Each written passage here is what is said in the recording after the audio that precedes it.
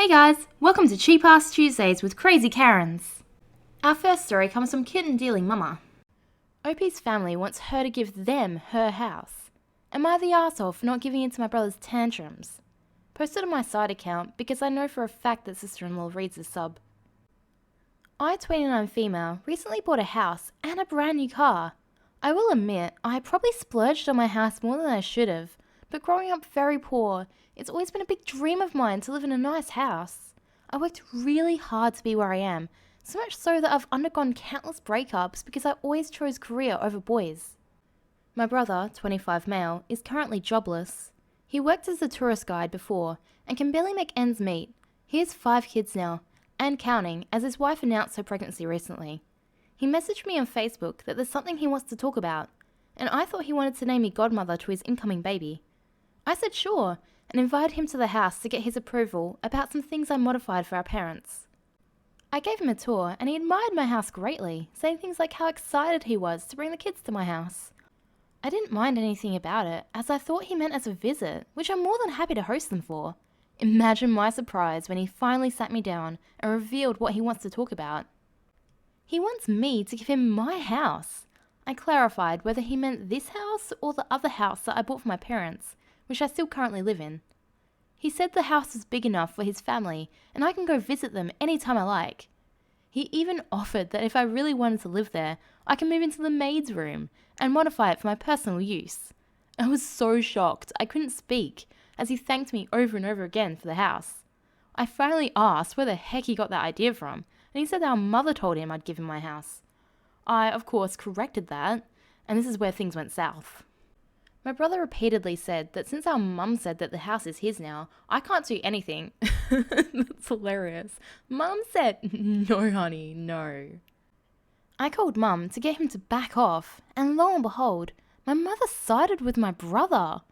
To make this already long story short, my whole family has cut me off, and my parents have disowned me until I give my brother my house.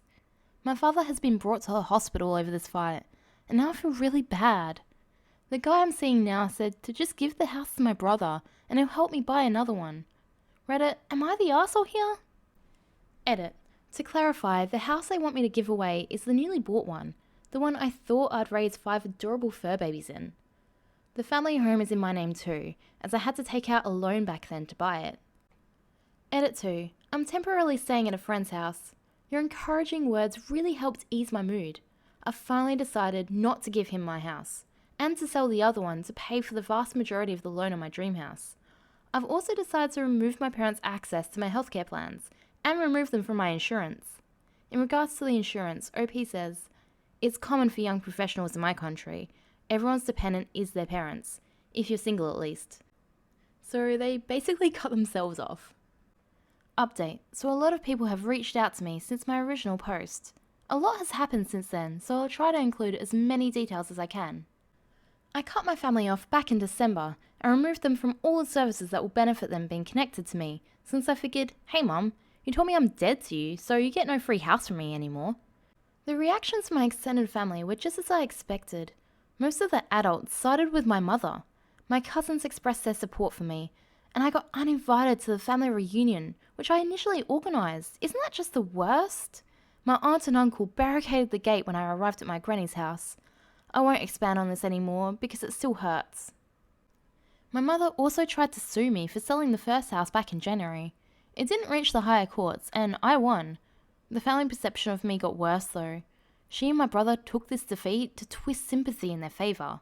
They posted on social media about how I'm an ungrateful daughter and I owe them for everything I have. They also blamed me for my father's death. Yes, he died. And I didn't even get to attend the funeral because I'm banned. When this happened, I almost gave in and signed the papers to give the house to my brother. I blamed myself, and I believed them that my selfishness had killed my father. At this point, my boyfriend convinced me to take a break from work and to talk to a professional. I did just that, and I'm only now realizing how messed up the way they raised me was.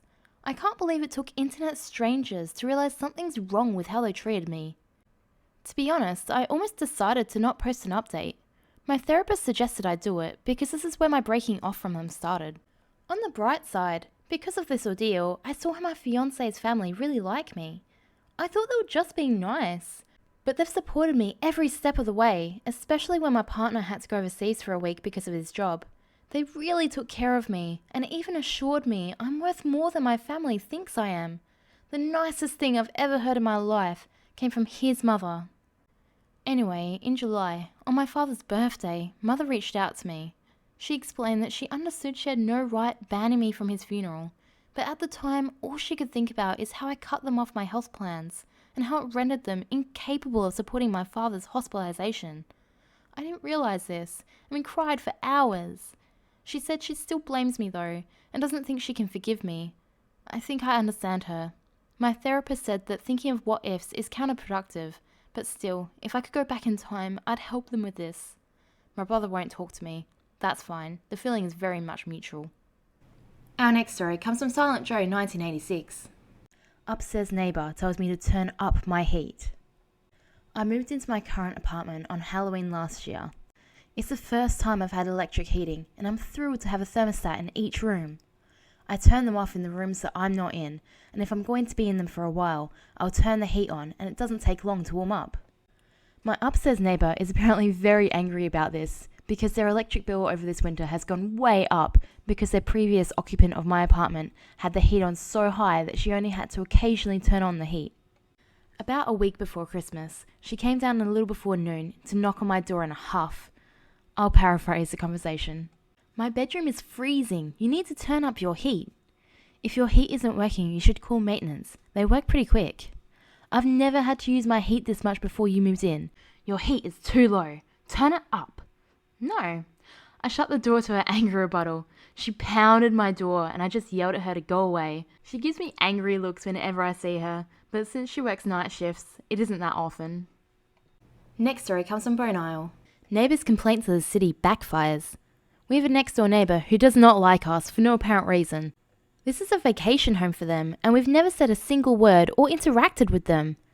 They seem to think we live in a HOA, which we don't, and call the city code enforcement on us over their perceived shortcomings in our lifestyle. We let our yard pretty much grow wild, whereas theirs is meticulously landscaped and professionally tended. We have 6-foot walls between our houses, so they can't see much of anything in our yard without trying. Such as climbing a ladder to take pictures to send to the city to lodge a complaint. The city investigates, finds nothing wrong, and closes the complaint. The last complaint happened a few months ago when we were doing some legally permitted construction. The neighbour calls the city, they come out and find no issues. Apparently he was upset with this outcome and made more complaints, of which only one was valid. He complained about our vehicle parked in the street not having a current registration sticker. Parking enforcement came out and put a sticker telling me to fix the problem or move it within 3 days.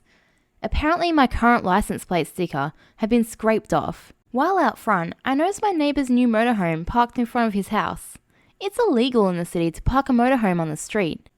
Normally, I couldn't care less about it, but this seemed like an opportunity I couldn't pass up. I asked the parking guy, what about that thing? He said there was no complaint about it, so I said, I'm complaining. I watched as he took pictures and wrote out the parking ticket and tow order. I then watched, an hour later, the tow truck eagerly hook it up and whisk it away to the impound lot. Our next story posted by Leftakantissa295. A client at my old job tried to convince me to sell my Taylor Swift ticket to him. I, an 18-year-old female, have been listening to Taylor Swift's music ever since 2009, when I wasn't even 5 years old, and I became an actual Swiftie in 2017 with the release of Rep. I was 13 or 14 during the Reputation tour, and it was during a school period, so I couldn't attend one of her concerts. And ever since then, I've always wanted to do so, but my visa has expired, and I don't have the time or the money to travel to another country for a concert. Fast forward about 2 months ago, the announcement of the concert dates for my country, not my city, but at least my country, were made, and I was extremely excited. I didn't manage to get tickets with the first sale, but I managed to get resale tickets at a normal price, with a girl that just wanted to get rid of that ticket because her friend said he couldn't go right after she bought the tickets. So she made a post online selling it, and I contacted her. Everything was fine. She had her tickets and I had mine. Even if it isn't the best place, it was expensive because it's a VIP package. But I'm happy at least I'll get to go to a show. One day at my job, I was telling one of my workmates that I'd managed to get a VIP ticket for the concert. While saying that, we were passing a table with a family of 4. The dad, mum, daughter and son. Apparently the dad heard me, and when they finished their meal, they started walking towards the exit. They stopped at my podium to talk to me. He was very direct. He just told me he wanted me to sell the ticket to him for his daughter. But only the entrance ticket, not the ticket for the VIP package, which is almost 3 times the cost of the actual entrance. I said no. I told him it costed me a lot of time and money to get that ticket. He started to insist, and his wife joined in on the harassment. I again said no, but they got angry and started to tell me things like, "You're just a worker. It's probably a lie that you got such an expensive ticket. And I hope you find out the ticket is fake when you want to enter the concert. And my daughter deserves the ticket more than you because she's been listening to Taylor for 3 years and she wanted to go to the concert more than you," and yada yada. They didn't stop until my manager got in the middle of it all. They wanted to get my name, to expose me on social media, but in the end, we managed to get them out. People, if you want tickets so bad, look for your own means. I'm sure you'll find something safe as I did, but for the love of God, don't pull stunts like this. They threatened to expose you on social media? For what? Not letting a teenager go to a Taylor Swift concert? While they, adults, try to stop you, a teenager, going to a Taylor Swift concert. I'm sure that can only work out well for them. Next story comes from Sweater Stripey 83. Neighbour opens my parcel and shouts at me for the contents. I can't actually believe this conversation just happened. The sheer entitlement and ridiculousness of it has made me laugh, but it's also left me speechless. I ordered a mug from Amazon as a gift for my best mate. The mug had the C word on it, with a C as the handle. Cute mug, would recommend. Anyway, there's a house on the street next to mine that has a very similar address to mine, and I'll often get their post, and sometimes they get mine. For example, my address would be something like number 6 Random Street, and theirs is number 6 Random Side Street.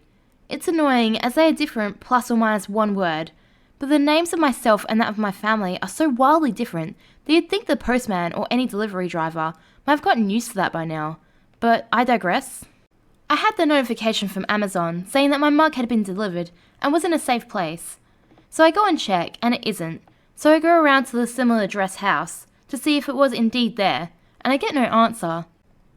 I decide I'll try again later, or they'll bring it over before I contact Amazon. A few days pass and they don't bring my parcel around, so I get Amazon to replace it.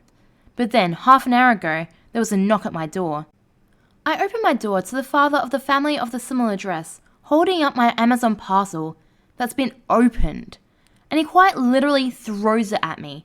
Before I can form words, he says, "My 11-year-old child opened that. Don't ever order something so disgusting again. How dare you?" and started to storm off. I register what the hell he just said, and I shout after him, "Wait, what the? No one should be opening my post anyway. It's a criminal offence. How dare you have the cheek to come to my house and berate me for opening my post?" He just waved his hand dismissively at me and carried on walking. I just stood there for a good minute, trying to figure out if that actually happened. Well, it did, and now I have 2 C-word mugs. I'm so tempted to leave one on his doorstep with a note saying, "You can keep it, mate. It's definitely been made for you." Down in the comments, everyone's giving OP suggestions on things he should order to this guy's house with their name on it, but they're not safe to say on YouTube. Remember, I post new content every day, so subscribe for more juicy tea.